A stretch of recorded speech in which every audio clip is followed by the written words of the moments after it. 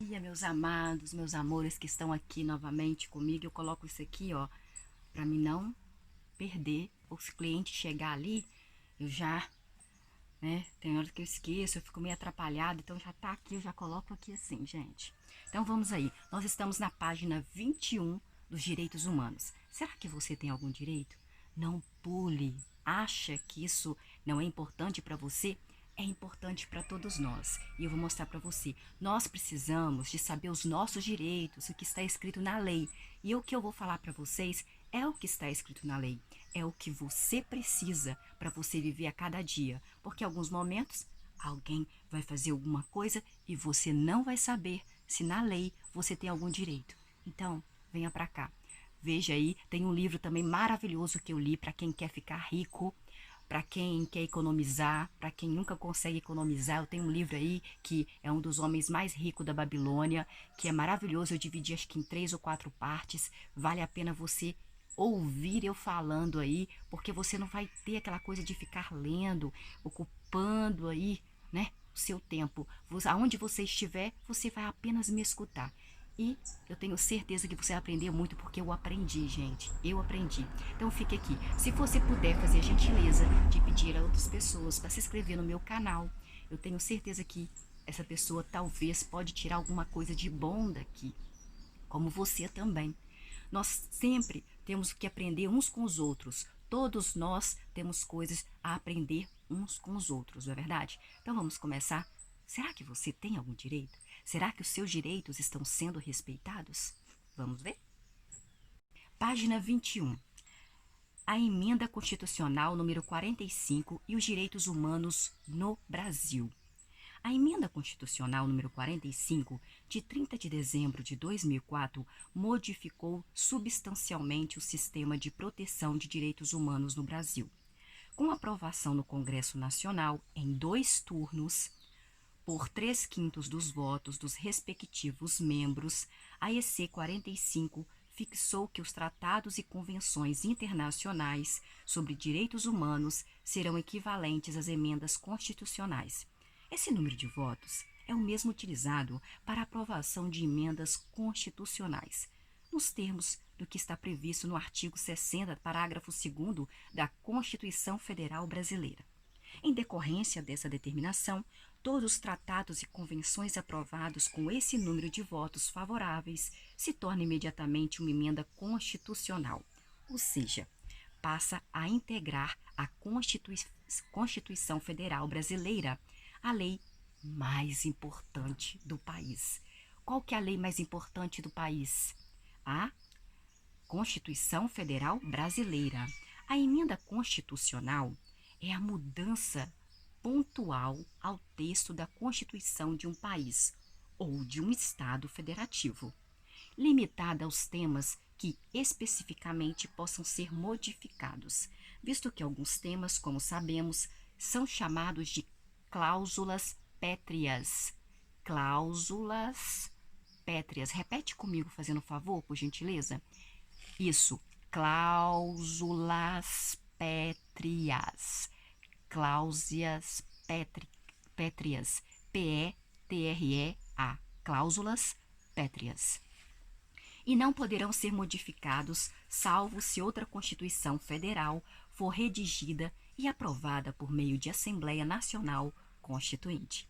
A emenda constitucional número 45 modificou a Constituição Federal e determinou que os tratados internacionais de direitos humanos assinados pelo Brasil passassem a ter status de texto constitucional, sempre que fossem aprovados por 3/5, 3 votos a 5, dos votos dos senadores e deputados federais que compõem o Congresso Nacional.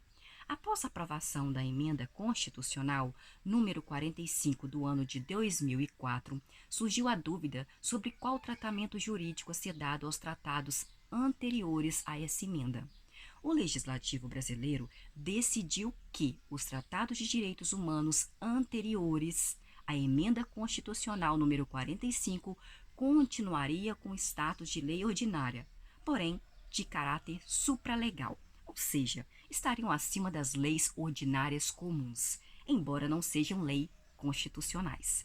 Em 2007, a Convenção dos Direitos da Pessoa com Deficiência, aprovada em 30 de março pelo Decreto 186, foi recepcionada no ordenamento jurídico brasileiro como norma de caráter constitucional, em consonância com a determinação da Emenda Constitucional número 45.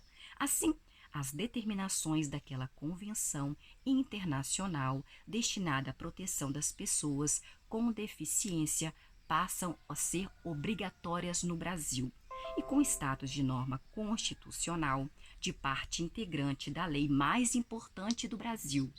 Além disso, a emenda constitucional número 45 é importante porque ela inseriu na Constituição Federal Brasileira expressamente que o Brasil se submete à jurisdição do Tribunal Penal Internacional, que fica em Haia, lá na Holanda, e que foi criado pelo Estatuto de Roma em 1998. Por fim, outro importante aspecto dessa emenda constitucional, número 45 de 2004, foi possibilitar a federalização dos crimes graves contra direitos humanos. Ou seja, conforme consta expressamente no artigo, nas hipóteses de grave violação de direitos humanos, o Procurador-Geral da República, com a finalidade de assegurar o cumprimento de obrigações decorrentes de tratados internacionais de direitos humanos, dos quais o Brasil seja parte, poderá suscitar perante o Superior Tribunal de Justiça, em qualquer fase do inquérito ou do processo, incidente de deslocamento de competência para a Justiça Federal. Brasil 2004. O Procurador-Geral da República deverá analisar o caso concreto que se encontra em fase de inquérito ou de processo judicial.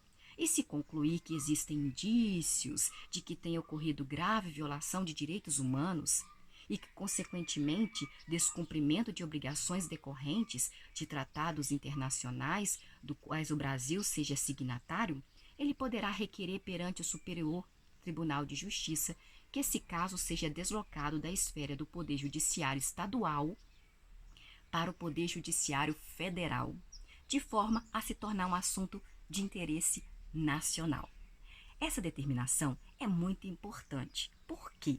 Porque em determinados casos de violação de direitos humanos, existe forte pressão exercida sobre o juiz singular, que está cuidando desse caso, inclusive com ameaças contra sua integridade física. Para evitar qualquer tipo de risco, o caso deve ser enviado para a esfera federal, de forma a proteger todos aqueles que deverão julgar e para tornar evidente para os grupos de pressão que o assunto é de interesse de toda a nação, não apenas do Estado federativo em que ocorreu a violação. O primeiro caso dessa natureza para a qual foi perdida a federalização foi o assassinato da irmã Dorothy Stang, que foi ocorrido esse assassinato em 12 de fevereiro de 2005, no interior do Belém do Pará, lá no Pará. A irmã Dorothy era uma missionária católica que atuava junto à população carente da região norte do Pará e que em 12 de fevereiro de 2005 foi assassinada com 6 tiros aos 73 anos de idade, em plena floresta amazônica, por criminosos que estavam a serviço de proprietários de terra que não desejavam que os projetos de assentamento rural fossem concretizados. Irmã Dorothy e outros religiosos e líderes comunitários atuavam no sentido de garantir o assentamento de famílias que precisavam de terra para produzir e cujos direitos vinham sendo reconhecidos pelo Poder Judiciário brasileiro.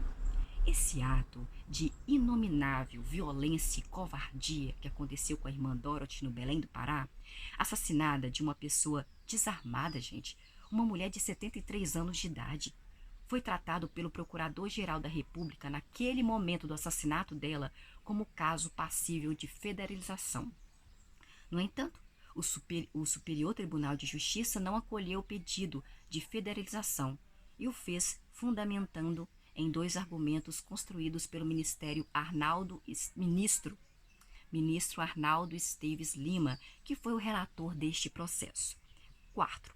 Na espécie, as autoridades estaduais encontram-se empenhadas na apuração dos fatos que resultaram na morte da missionária norte-americana Dorothy Stang, com o objetivo de punir os responsáveis, refletindo a intenção do Estado do Pará em dar respostas eficientes à violação do maior e mais importante dos direitos humanos, o que afasta a necessidade de deslocamento da competência originária para a Justiça Federal, de forma subsidiária, sob pena, inclusive, de dificultar o andamento do processo criminal e atrasar o seu desfecho, utilizando-se o instrumento criado pela aludida norma em desfavor de seu fim, que é combater a impunidade dos crimes praticados com grave violação de direitos humanos. 5º, o deslocamento de competência em que a existência de crime praticado com grave violação dos direitos humanos e pressupostos de admissibilidade no pedido deve atender ao princípio da proporcionalidade, adequação, necessidade e proporcionalidade em sentido estrito, compreendido na demonstração correta de risco de descumprimento de obrigações decorrentes de tratados internacionais firmados pelo Brasil, resultante da inércia, da negligência, falta de vontade política ou de condições reais do Estado membro por suas instituições em proceder à devida persecução penal. No caso, não há cumulatividade de tais requisitos a justificar que se acolha o incidente. STJ 2005. Assim, apesar de existir a possibilidade de federalização, ela não é regra, gente, mas sim a exceção, que deve ser aplicada em situações específicas para as quais fique constatado que o Estado de Federação Brasileira não está agindo em consonância com a lei, ou que não detém recursos necessários para isso, né? Nessas hipóteses, deverá ser utilizado o instrumento de federalização, que viabilizará que a agressão aos direitos humanos seja apurada em esfera federal e sejam punidos aqueles que forem condenados por ela. O que pode ser realmente considerado relevante é que a possibilidade de federalização de crimes contra direitos humanos, alocada na Emenda Constitucional número 45 de 2004, se soma aos inúmeros esforços que o Brasil tem efetivado no sentido de garantir a proteção dos direitos humanos em todo o território nacional, superando dificuldades históricas, porém sempre voltado para a mais ampla proteção desses direitos fundamentais. Planos Nacionais de Direitos Humanos. Os Planos Nacionais de Direitos Humanos foram criados no Brasil a partir de 1996 e sob inspiração da Declaração e Programa de Ação da Conferência de Viena, realizada pela Organização das Nações Unidas naquela cidade da Áustria em 1993. A Declaração e Programa de Ação de Conferência de Viena, OEA, 1993, determina no item 1 que a Conferência Mundial sobre Direitos Humanos reafirma empenho solene de todos os Estados em cumprirem as suas obrigações no tocante à promoção do respeito universal, da observância e da proteção de todos os direitos humanos e liberdades fundamentais para todos, em conformidade com a Carta das Nações Unidas, com outros instrumentos relacionados com os direitos humanos e com o direito internacional. A natureza universal desses direitos e liberdades são inquestionáveis. Neste âmbito, o reforço da cooperação internacional no domínio dos direitos humanos é essencial para a plena realização dos objetivos das Nações Unidas. Os direitos humanos e as liberdades fundamentais são inerentes a todos os seres humanos. A sua proteção, a promoção, que constitui a responsabilidade primeira dos governos. Assim, em 1996, o governo brasileiro criou o Programa Nacional de Direitos Humanos, conhecido como PNDH, PNDH, por meio do decreto 1904, de 13 de maio daquele mesmo ano de 1996. O PNDH determina como objetivos a identificação dos principais obstáculos à promoção e defesa dos direitos humanos no Brasil. Segundo, a execução a curto, médio e longo prazos de medidas de promoção e defesa desses direitos. Terceiro, a implementação de atos e declarações internacionais com adesão brasileira relacionados com direitos humanos. Quarto, a redução de condutas e atos de violência, intolerância e discriminação com reflexo na diminuição das desigualdades sociais. Quinto, a observância dos direitos e deveres previstos na Constituição, especialmente os dispostos no seu artigo 5º. Sexto, a plena realização da cidadania Brasil 1996. O PNDH foi coordenado pelo Ministério da Justiça com a participação e apoio de todos os órgãos da Administração Pública Federal, e as ações relativas à sua execução foram consideradas prioritárias para o governo. Foi facultado aos estados, ao Distrito Federal, aos municípios e entidades privadas que aderissem ao PNDH. Está chovendo hoje, hein? 14/9/2020, na parte da manhã. Começou a chover bastante, graças a Deus. E as despesas decorrentes do cumprimento das metas do programa, que seriam provenientes de dotações orçamentárias dos órgãos participantes das ações implementadas. Esse primeiro Programa Nacional de Direitos Humanos teve por objetivo atuar prioritariamente em relação aos direitos civis e políticos, que também chamamos de direitos humanos, da primeira geração ou da primeira dimensão. 13 de maio de 2002, por meio do decreto 4.229, o governo implementou o Plano Nacional de Direitos Humanos II. Os seguintes objetivos. Artigo 2º do PNDH tem como objetivos a promoção da concepção de direitos humanos como conjunto de direitos universais, indivisíveis, interdependentes, que compreendam direitos civis, políticos, sociais, culturais e econômicos. Segundo, a identificação dos principais obstáculos à promoção e defesa dos direitos humanos no Brasil e a proposição de ações governamentais e não governamentais voltadas para a promoção e defesa desses direitos. Terceiro, a difusão do conceito de direitos humanos como elemento necessário e indispensável para a formulação, para a execução e avaliação de políticas públicas. Quarto, a implementação de atos, declarações e tratados internacionais dos quais o Brasil é parte. Quinto, a redução de condutas e atos de violência, intolerância e discriminação, com reflexos na diminuição das desigualdades sociais. Sexto, a observância dos direitos e deveres previstos na Constituição, especialmente os inscritos em seu artigo 5º, Brasil 2002.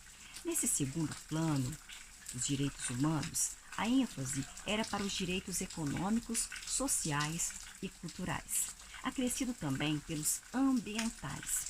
Esses direitos são chamados de direitos de segunda dimensão ou de segunda geração. Finalmente, em 2009, foi criado o Plano Nacional de Direitos Humanos 3, cujas bases foram inspiradas pela 11ª Conferência Nacional de Direitos Humanos, realizada em 2008. O Plano Nacional de Direitos Humanos 3 foi criado pelo Decreto número 7.037, de 21 de dezembro de 2009, que foi alterado pelo Decreto número 7.177, de 12 de maio de 2010. O PNDH terceiro está dividido em 6 eixos e foi apresentado da seguinte forma. O terceiro Programa Nacional de Direitos Humanos, instituído pelo Decreto número 7.037, de 21 de dezembro de 2009, é atualizado pelo decreto número 7.177, de 12 de maio de 2010, é produto de uma construção democrática e participativa, incorporando resoluções da 11ª Conferência Nacional de Direitos Humanos, além de propostas aprovadas em mais de 50 conferências temáticas promovidas desde 2003, em áreas como segurança alimentar, educação, saúde, habilitação, igualdade racial, direitos da mulher, juventude, crianças e adolescentes, pessoas com deficiência, idosos e meio ambiente, entre outros. O PNDH3 concebe a efetivação dos direitos humanos como uma política de Estado, centrada na dignidade da pessoa humana e na criação de oportunidades para que todos e todas as pessoas possam desenvolver seu potencial de forma livre, autônoma e plena. Parte, portanto, de princípios essenciais à consolidação da democracia no Brasil, diálogo permanente entre Estado e sociedade civil, transparência em todas as áreas e esferas de governo, primazia dos direitos humanos nas políticas internas e nas relações internacionais, caráter laico do Estado. Fortalecimento do Pacto Federativo, universalidade, indivisibilidade, interdependência dos direitos civis, políticos, econômicos, sociais, culturais e ambientais. Opção clara pelo desenvolvimento sustentável, respeito à diversidade, combate às desigualdades, erradicação da fome e da extrema pobreza. O PNDH, terceiro, estrutura-se em torno dos seguintes eixos orientadores. Primeiro, interação democrática entre Estado e sociedade civil. Segundo, desenvolvimento de direitos humanos. Terceiro, universalizar direitos em um contexto de desigualdades. Quarto, segurança pública, acesso à justiça e combate à violência. Quinto, educação e cultura em direitos humanos. Sexto, direito à memória e à verdade. O eixo primeiro, interação democrática entre Estado e sociedade civil, reflete o pressuposto de que o compromisso compartilhado e a participação social na construção e no monitoramento de políticas públicas são essenciais para que a consolidação dos direitos humanos seja substantiva e conte com forte legitimidade democrática. Nesse contexto, o PNDH3 propõe a integração e aprimoramento dos fóruns de participação existentes, bem como a criação de novos espaços e mecanismos institucionais de integração e acompanhamento. No eixo segundo, desenvolvimento de direitos humanos enfoca a inclusão social e a garantia do exercício amplo da cidadania, garantindo espaços consistentes com as estratégias de desenvolvimento local e territorial e buscando um modelo de crescimento sustentável, capaz de assegurar os direitos fundamentais das gerações presentes e das gerações futuras. O eixo terceiro, universalizar direitos em um contexto de desigualdades, baseia-se na necessidade de reconhecer as diversidades, as diferenças para a concretização do princípio de igualdade, visando a superação de barreiras estruturais para o acesso aos direitos humanos. Envolve, portanto, iniciativas relacionadas com a redução da pobreza, a erradicação da fome e da miséria, o combate à discriminação e a implementação de ações afirmativas voltadas para grupos em situação de vulnerabilidade. O eixo quarto, segurança pública, acesso à justiça e combate à violência, envolve metas para a diminuição e prevenção da violência e criminalidade, priorizando a transparência e a participação popular, inclui ainda medidas de ampliação do acesso à justiça, por meio da disponibilização de informações a toda a população, do fortalecimento dos modelos autocompositivos dissolução de conflitos e da modernização da gestão do sistema de justiça. No eixo 5º, Educação e Cultura em Direitos Humanos, refere-se ao desenvolvimento de processos educativos permanentes voltados à formação de uma consciência centrada no respeito a outra pessoa. Você tem que respeitar o outro, nós temos que respeitar o outro ser humano que é diferente de nós. Na tolerância, nós temos que tolerar o outro ser humano. A solidariedade, termos solidariedade e compromisso contra todas as formas de discriminação, opressão e violência, com base no respeito integral à dignidade humana. No eixo 6º, Direito à Memória e à Verdade, afirma a importância da memória e da verdade como princípios históricos de direitos humanos e tem como finalidade assegurar o processamento democrático e republicano dos acontecimentos ocorridos durante o regime militar, além das reparações a violações que tenham se passado neste contexto. O que é? Como podemos constatar pela análise detalhada dos eixos em que o PNDH terceiro está dividido. Nele, no PNDH terceiro, encontram contemplados os principais temas de direitos humanos, os mais importantes para todo o Brasil. A relevância dos temas abordados nos eixos motivou a criação do Comitê de Acompanhamento e Monitoramento do PNDH terceiro, composto de 21 ministérios do governo federal e com o objetivo de, primeiro, promover a articulação entre os órgãos e entidades envolvidos na implementação das suas ações problemáticas. Segundo, elaborar os planos de ação de direitos humanos. Terceiro, estabelecer indicadores para o acompanhamento, para o monitoramento e avaliação dos planos de ação dos direitos humanos. Sexto, quarto, acompanhar a implementação das ações e recomendações. Quinto, elaborar e aprovar seu regimento interno, entenda as estratégias.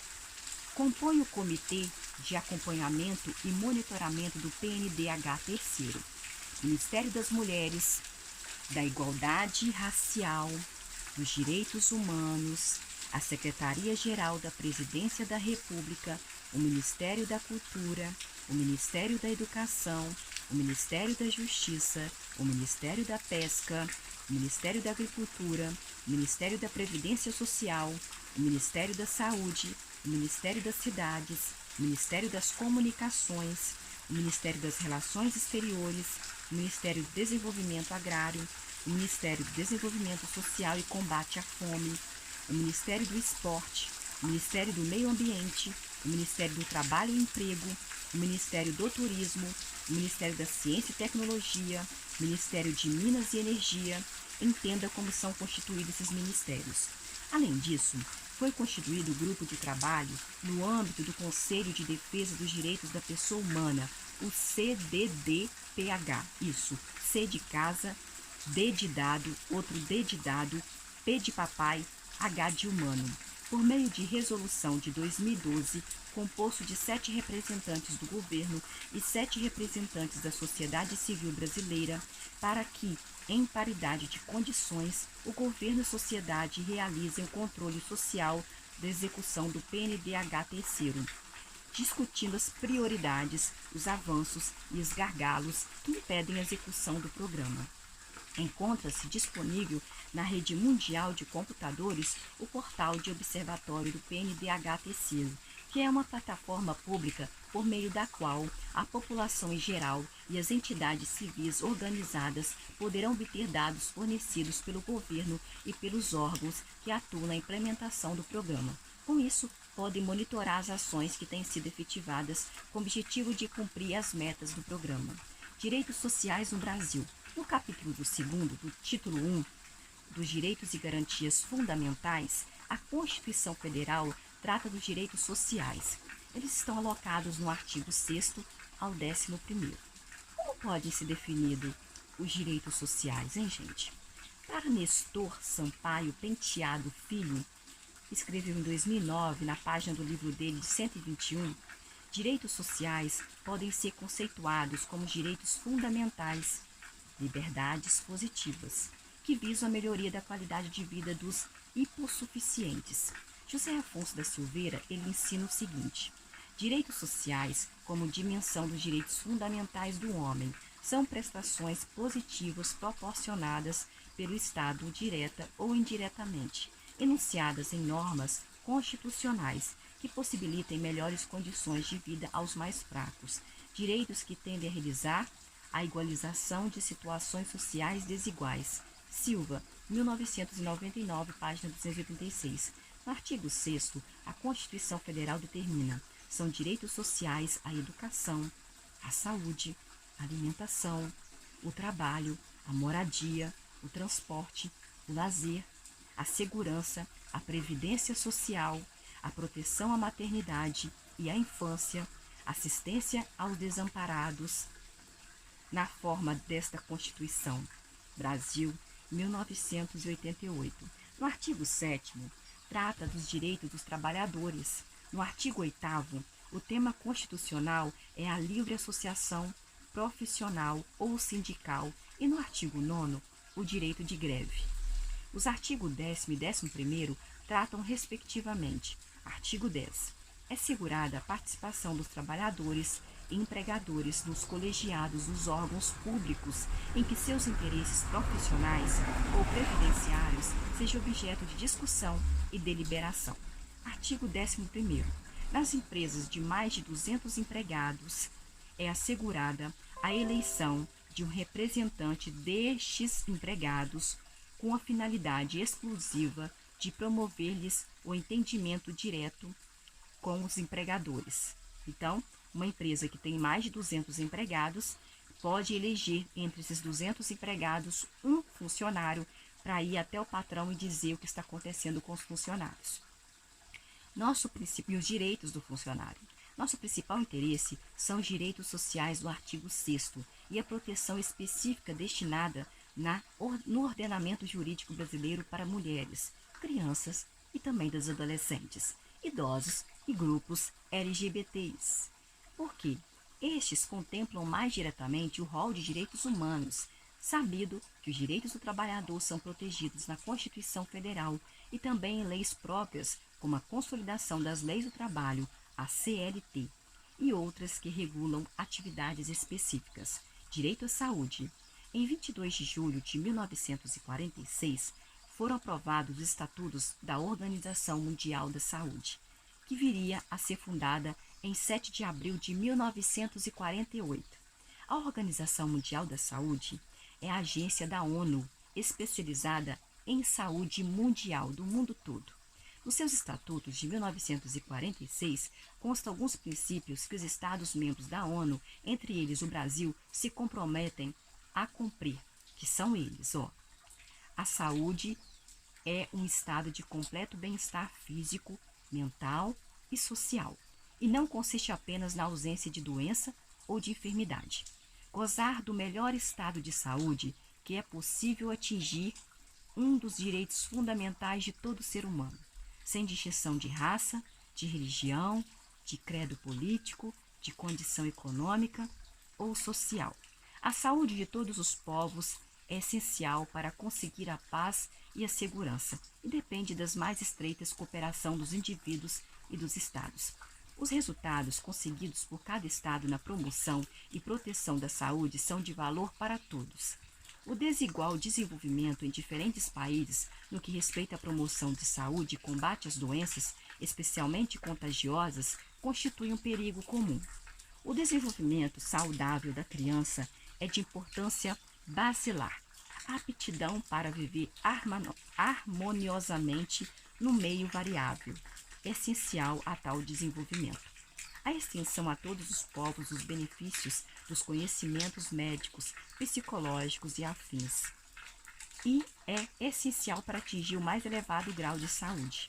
Uma opinião pública esclarecida e uma cooperação ativa da parte do público são de uma importância capital para o melhoramento da saúde dos povos.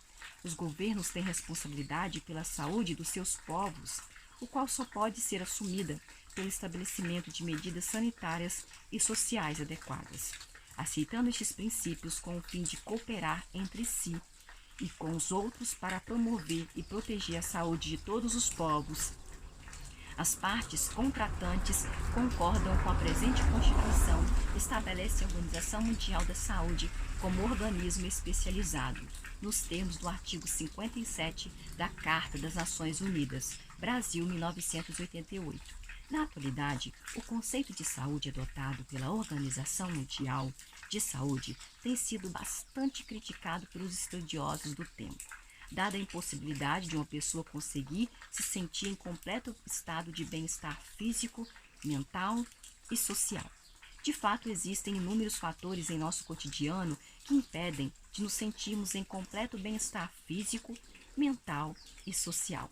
Por vezes, fatores relacionados às nossas tarefas corriqueiras de trabalho, de estudo, de deslocamento nas grandes cidades ou em lugares mais afastados, convivência familiar, convivência social, entre outros, que nos impedirão sempre o completo bem-estar.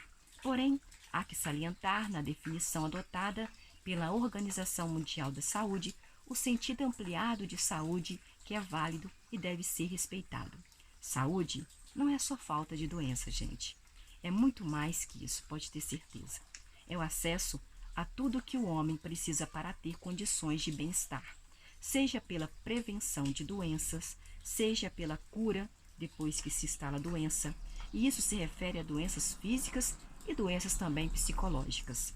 O artigo 194 da Constituição Federal determina que a Seguridade Social no Brasil compreende um conjunto integrado de ações de iniciativa dos poderes públicos e da sociedade que são destinadas a assegurar os direitos de saúde, direitos à previdência, direito à assistência social. A Seguridade Social se estrutura com base em vários princípios, dos quais destacamos a universalidade de cobertura e do atendimento, o que garante a todos no Brasil que sejam atendidos em razão de qualquer tipo de prevenção ou tratamento de doença que necessitarem. No artigo 196, a Constituição Federal Brasileira determina a forma como o direito à saúde será efetivado. O artigo 196. A saúde é direito de todos e dever do Estado, garantido mediante políticas sociais e econômicas que visem a redução do risco de doença e de outros agravos e ao acesso universal, igualitário às ações e serviços para sua promoção, proteção, recuperação. Brasil, 1988.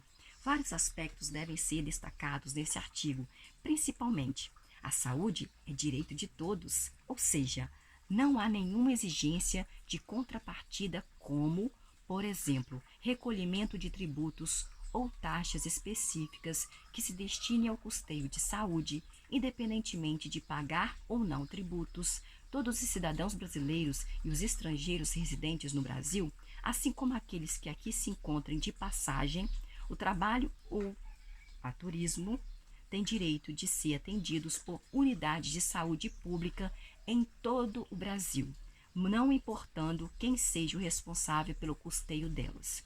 A saúde será prestada por meio de políticas sociais e econômicas, ou seja, todos os governantes do Brasil, sejam do município, seja do Estado Federativo ou até da União, deverão efetivar esforços no sentido de efetivar políticas públicas de saúde para toda a população, para as crianças, para os adolescentes, para os jovens, para os adultos, para os idosos, sem nenhuma discriminação.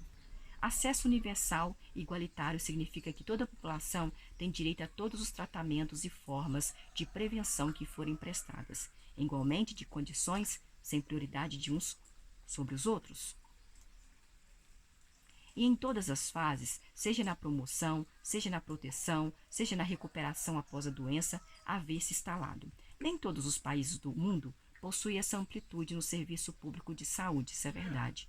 Alguns países, aliás, são bem restritivos e só prestam serviço de saúde a quem comprovar que tenha contribuído previamente mediante pagamento de taxas e impostos específicos para ter direito ao serviço de saúde. Para um país com mais de 200 milhões de habitantes e com dimensões muito grandes, como o Brasil, garantir direito à saúde para todos com acesso universal, Atendimento integral e igualitário é um compromisso social da mais alta relevância e que deve ser defendido pela sociedade brasileira, em especial com o uso racional, diligente, para que sejam evitados desperdícios. A Constituição Federal delineou as bases do Sistema Único de Saúde, que é o SUS, no artigo 198, que determina. Gente, eu vou parar por aqui. Nós fomos até a página 32 dos direitos humanos, porque o livro é enorme, então eu estou dividindo ele em várias etapas para que eu possa entender e você também possa vir a entender. E falando de direitos humanos aí, de saúde, vamos falar da pandemia do coronavírus. Olha, gente, vou tentar mostrar para vocês. Aqui é a página da Organização Mundial da Saúde. Ó, aqui 11 de setembro de 2020, onde está bem pretinho aqui, tá? 11 de setembro de 2020. Fala aqui: as comunidades devem apoiar seus membros para ajudá-los a lidar com o estresse durante a pandemia de Covid-19, disse a Organização Pan-Americana da Saúde, a OPAS, antes do lançamento de sua campanha anual da Semana de Bem-Estar, que vai de dia 12 a 19 de setembro de 2020. 10 de setembro de 2020, a Organização Pan-Americana da Saúde, OPAS, alertou nesta quinta-feira, dia 10/9 de 2020, que a pandemia da Covid-19 pode aumentar os fatores de risco para suicídio, incitando as pessoas a falarem abertamente e de forma responsável sobre o suicídio. A ideia é que, mesmo com distanciamento físico, as pessoas permaneçam conectadas com seus familiares e amigos e aprendam a identificar os sinais de alerta aí. OPAS e Roraima discutem termo de cooperação em saúde. 10 de setembro de 2020, a Secretaria Estadual de Saúde de Roraima e a Organização Pan-Americana da Saúde, o OPAS, vão instalar uma sala de situação no estado. A decisão foi tomada nesta quarta-feira, dia 9/9 de 2020, após uma reunião de uma equipe do organismo internacional com o secretário estadual de saúde de Roraima, Marcelo Lopes. Na ocasião, foi discutida a assinatura de um termo de cooperação técnica para oficializar o apoio que o OPAS tem prestado ao Estado na implantação de políticas públicas. Então, gente, isso aqui é afirmando que não tem remédio, não tem vacina ainda comprovada para o novo coronavírus e que nós devemos nos cuidar e cuidar dos nossos familiares, usando máscaras, ficando em casa, que não vai matar ninguém ficando em casa. É melhor você pecar por excesso de cuidado do que você pecar pelo nenhum cuidado. Então, até a próxima. Vai ter mais, porque o livro é enorme e você precisa saber dos seus direitos. Você precisa estar conectado nos seus direitos, na lei. E até a próxima. Se inscreva, fique aqui. Não saia, por gentileza, e traga mais pessoas para este canal. E eu agradeço você desde já. Obrigada. Beijo.